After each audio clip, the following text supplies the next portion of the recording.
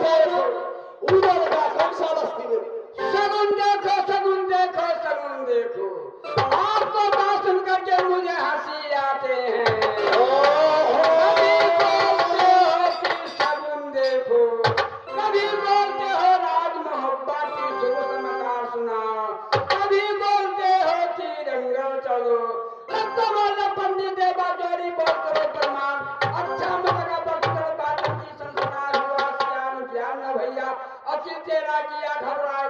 बुधलक कहिया जंगी बोले मुल्क की बात।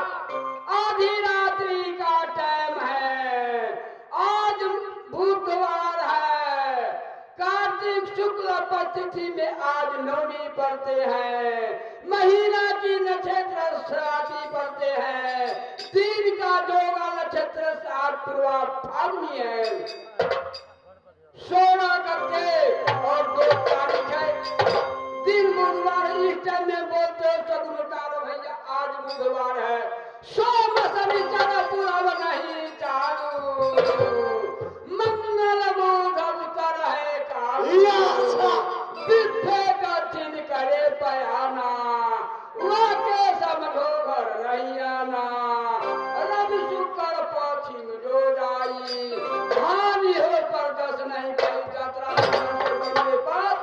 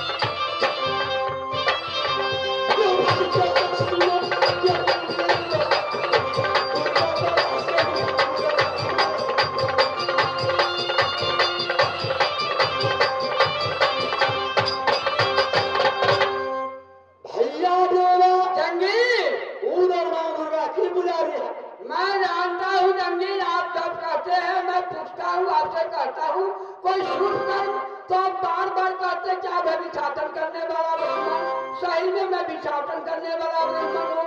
कहावत है कि धनहा चूड़ा कलहा दाही वही पर खुश पंडित जड़ी। लेकिन जंगी आप बार बार गर्भ को बात बोलते हैं, कभी बचनिया मत बोलो ना, यह सब दुनिया की बानी है, अब गणवीरा जाता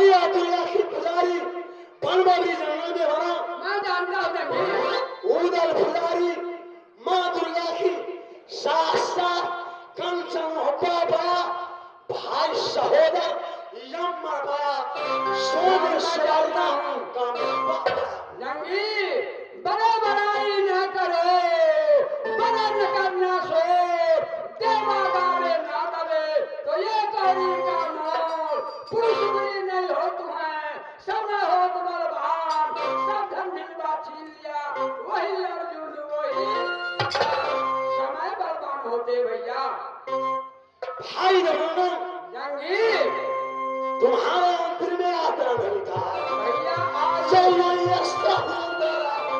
जया बच्चन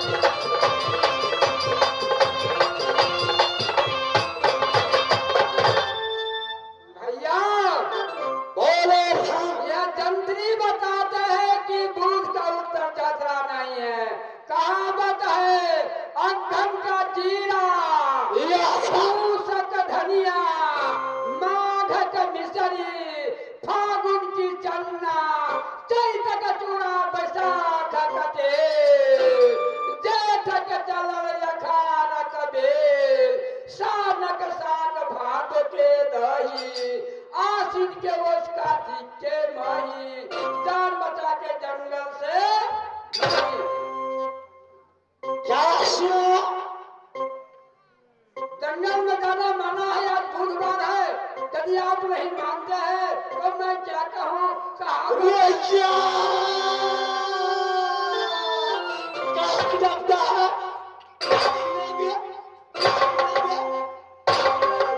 कहे कबीर कहबे करबो नहीं करबा तो करबे क्यों। चलो जंगी, मैं आपका साथ में हूँ।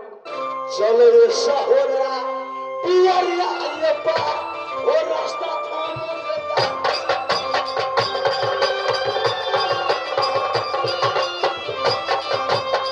भैया सुनो भैया सुनो पियरिया में चल सहोदरा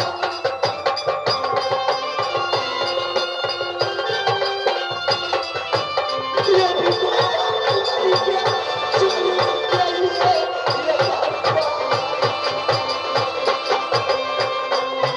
Oh,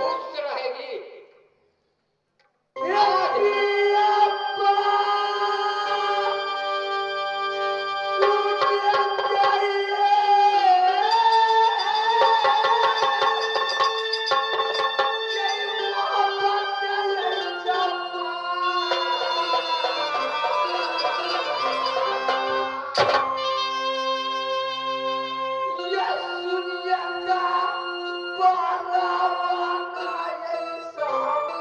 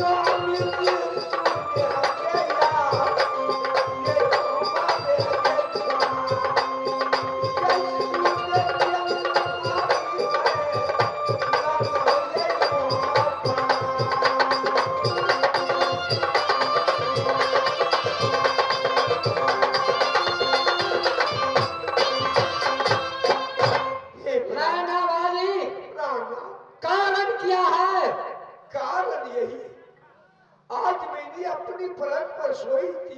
अच्छा, आज मैंने सपन देखी। क्या देखी? माँ जगदम्बा मेरी महल में आई, सपन दिखा कर बेटी तू क्या चैन से सो रही है? जाओ, तेरी माँ बीमार पड़ी हुई है। मगर माँ तुम्हें सोना सोना हाथ लगा रखी है। मगर इसीलिए आपको मैंने अपनी महल में बुलाई। अच्छा, आज दोनों आदमी मिलकर के चलिए, अपनी माँ से मुलाकात करूंगी। आप सारी सरोजनी से मुलाकात कर लेना। तुमने बोलती है कि मैंने सपन देखा। नहीं, सपन भाभी और अनभाभी का बात है। किसी का सपन झूठा होता है, किसी का सपना सच्चा होता है। नैना वाली, तुम कहती है कि मेरा बीमार है माँ। नहीं, ये बताएगी तुम्हारा भैया छोटा सिंह राज नैना से राज मोहब्बा आया है। नहीं, ये बताएगी राज नैना को कोई सही समाज राज मोहब्बा आया है। नहीं, नैना वाली, जबकि राज नैना से तुम्हारी भैया छोटा सिंह नहीं आया। राज नैना को कोई सही समाज नहीं आया, क्योंकि उस नगर को समाज आता है राज मोहब्बा। कोई माता बहन बसती है, उसका वहां का समाज भाई और बाप का इलाका में आता है। नैना वाली, जब वहां का कोई नहीं आया है कि जाकर बैठो या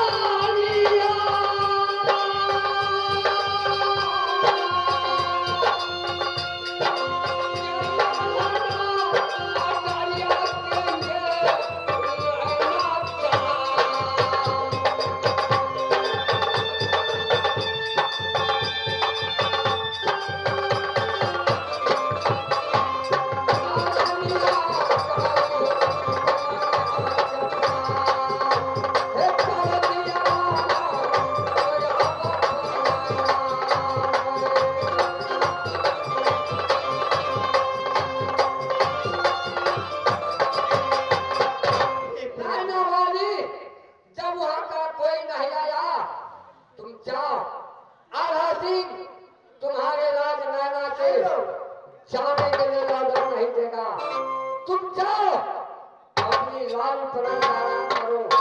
आधा सिंह जा रहा है।